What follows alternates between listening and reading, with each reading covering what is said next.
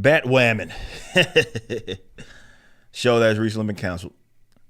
It's not going to be renewed.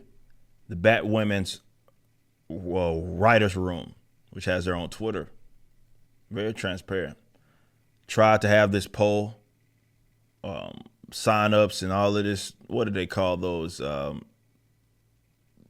Fucking petitions and shit to basically, and they had a hashtag that you should use, demand for the CW to renew the show. Tell them how much you like. It was a failed effort. Didn't work. Still got canceled.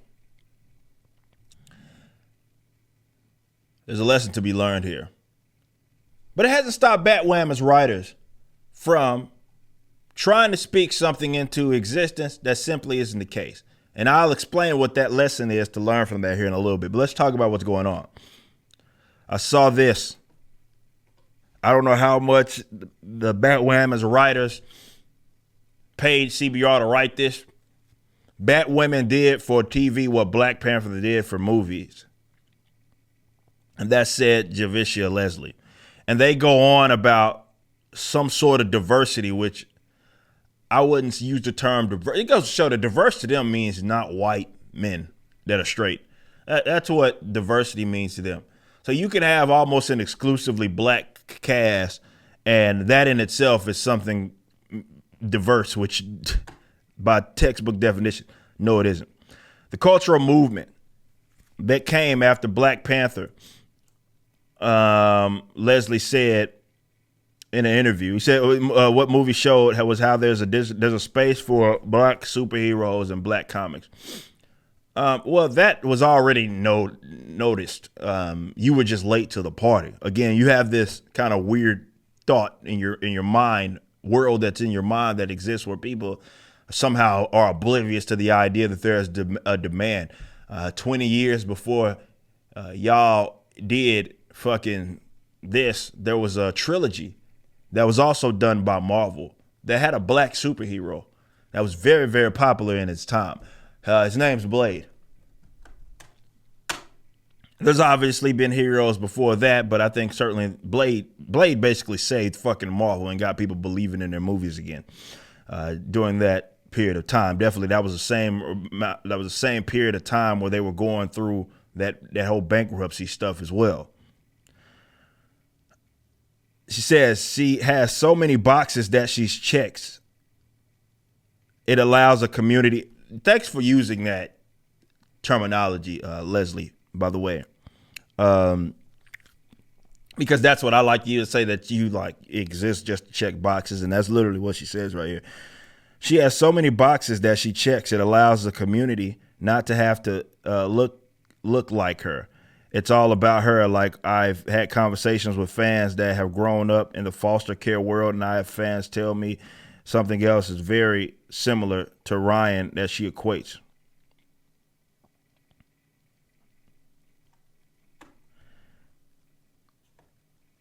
This also comes from, let me get the actual video that I'm trying to find. Is it this one? Yeah. Oh, not the video. The post, Batwoman's writers' room. Comments trying to detract and deflect from the impact, safety, representation, happiness, and hope that Batwoman brought black women can be seen to the door and left behind. It's 2022. It's current year. Be better. This is what the Batwoman's writers' room demands.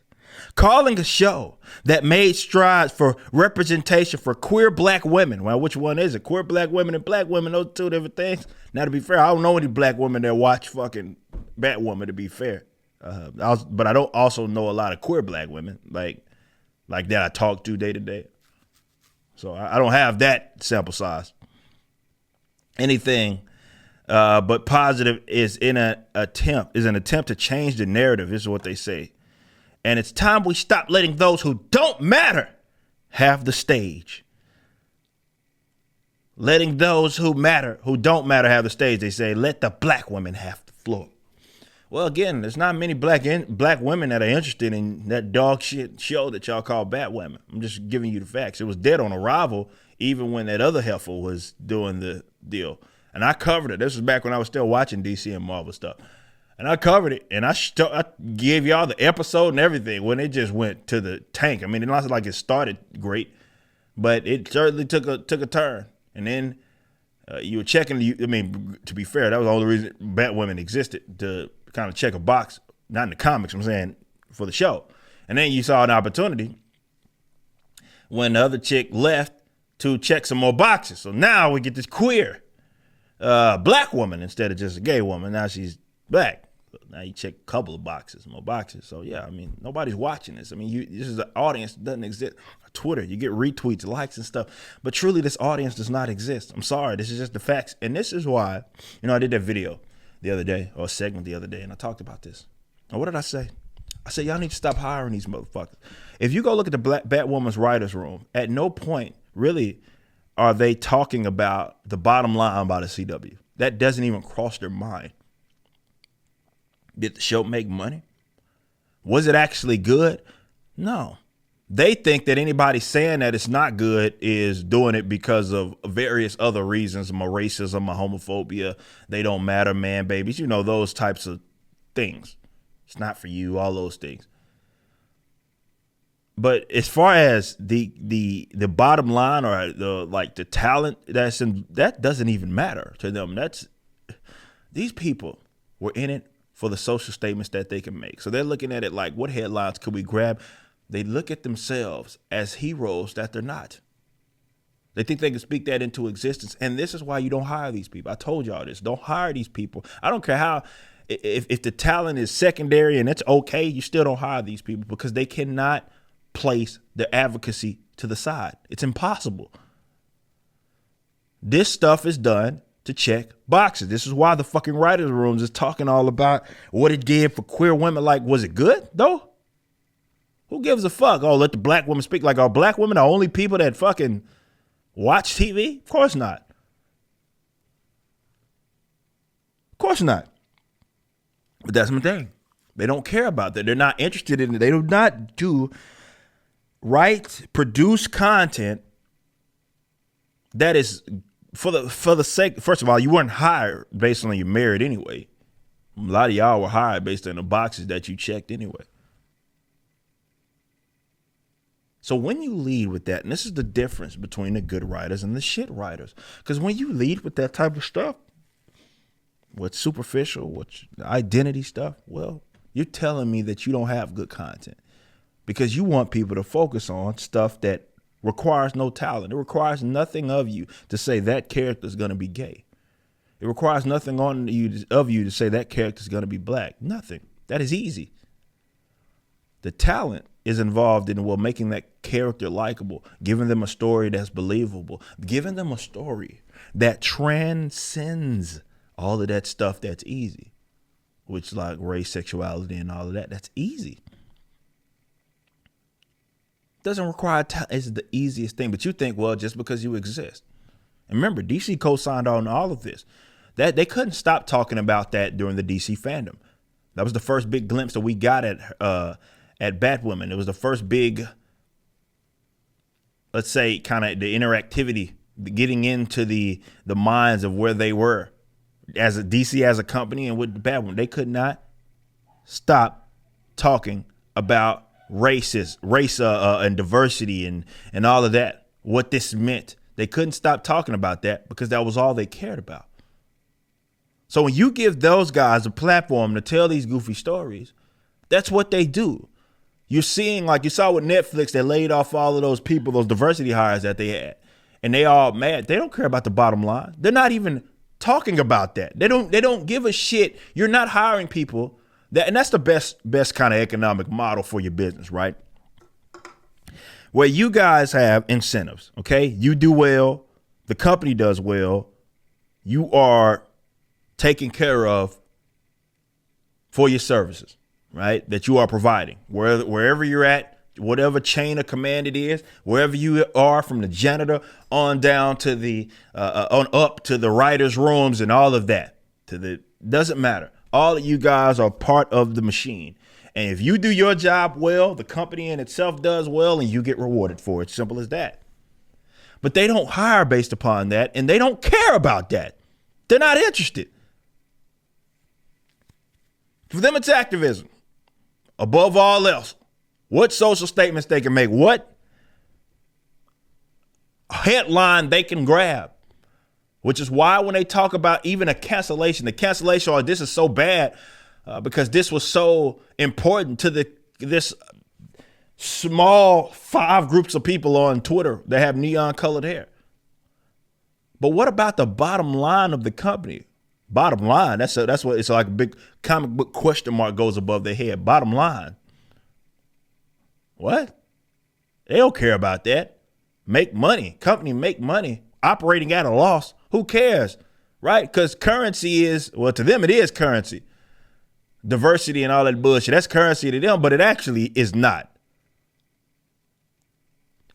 You're operating at a loss. Your ratings suck, which means cable or the televisions, like they can't justify your existence. And like I said, social justice, you can do it for a short period of time, right?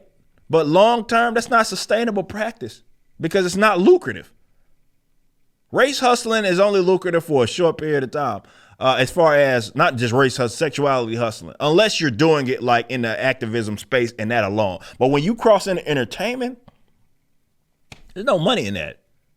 And a lot of companies are starting to find that out. Oh shit, that little dickhead that we hired from whatever university that now works for our marketing departments or the HR departments, or this fake that the guy that told us that we should have this fake department of diversity and equity and all of this shit.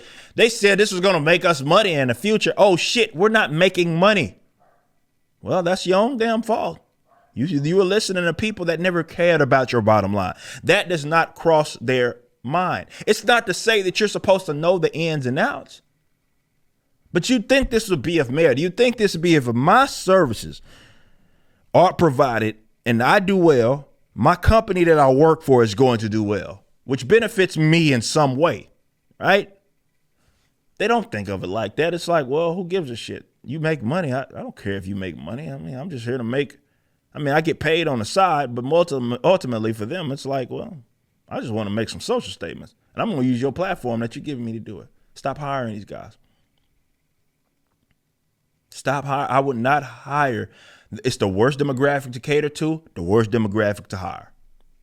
These guys should be broke, probably living on the streets, or forced to get a real job. But these guys that lead with all this activism and trying to make all these social statements, trying to reinvent the wheel just so they could put themselves in a position of prominence and say, look at me, look at all this stuff that it's basically they want to make themselves seem like they're more important than what they actually are.